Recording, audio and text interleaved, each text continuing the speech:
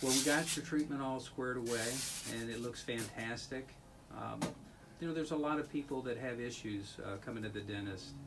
Why don't you share a little bit about what your experience has been? Well, at first, I was kind of skeptical. I thought I was just going to be a regular dentist.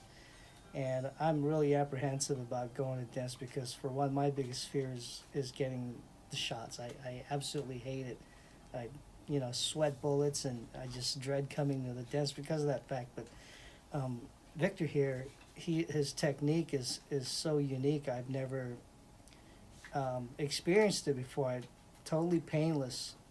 I was really surprised of how he did it. I was like wondering, how did he do that? I didn't feel a thing.